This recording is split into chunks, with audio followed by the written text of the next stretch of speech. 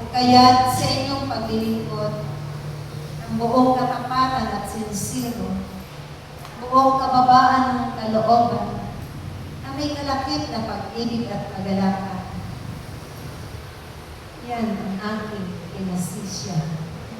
Sa bawat lumpas ng aking mga kamay, mapangyayari ninyo ang lahat ng bagay sa pamamagitan ng inyong mga pananalangin, na akong siya at inyong tinatawag, hinihingin ng mga kaligtasan, awa at kabag.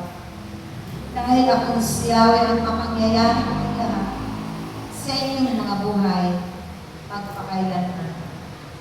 Walang hanggan ang aking pagpapahalaga at pag-ibig.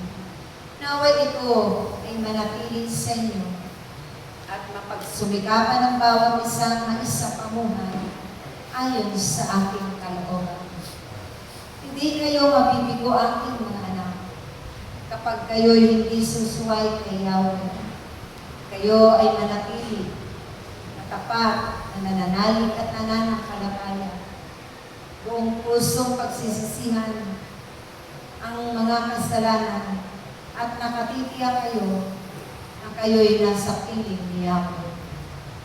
Kaya't aking mga anak, panghawakan niyo ang aking mga pangako sa inyo, na kailanman ay hindi mapapako. Lagi itong sa inyong mga buhay. Lagi itong makakanta ng bawat kapatid at sinsirong naglilingkod sa akin. Ako si Yahweh ang inyong dakilang magagamot, na kailanman hindi kayo mawawala ng buhay ng ganoon na lamang. Pagkos ang kaligtasan ay laging sa inyo. Dahil akong si Yahweh ang mapangyayari ko mga bagay na ito sa inyong lahat.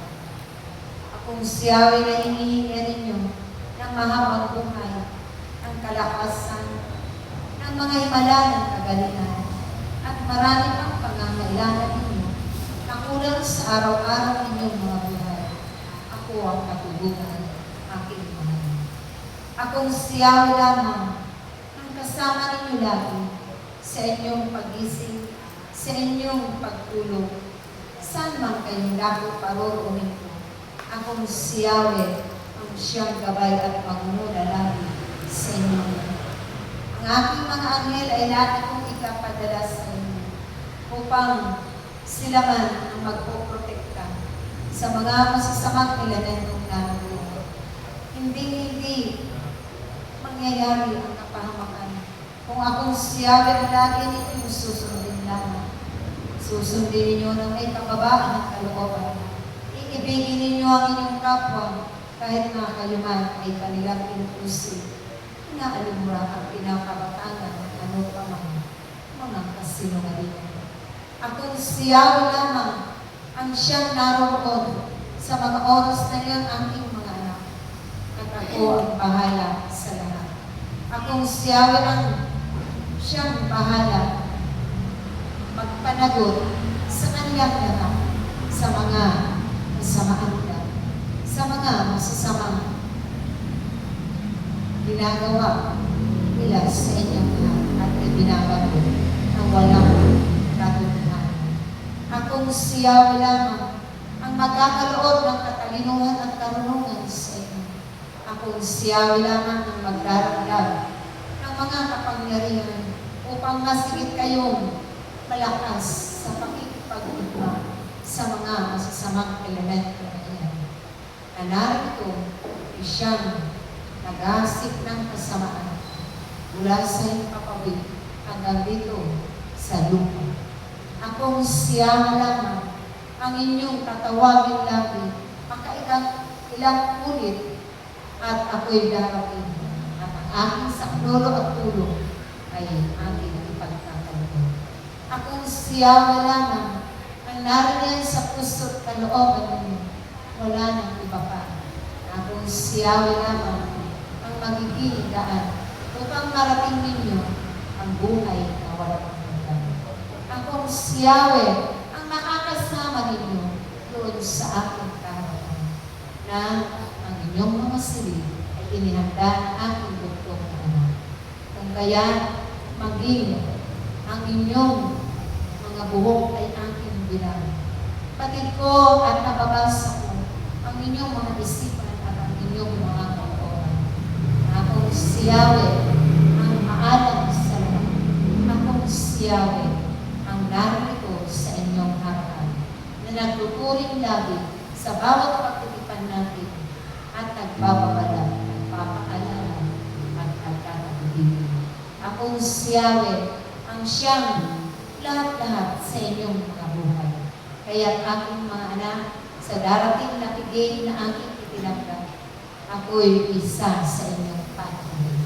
Ang aking bugtong na anak, ang banal na Espiritu Santo, ang Inang Maria, na minamahal at iniibig nyo rin, ay kami lahat namin. Kaya isang masigabong pagpupuri sa aking pangalan, akong si Yahweh, purihan, papurihan, papurihan.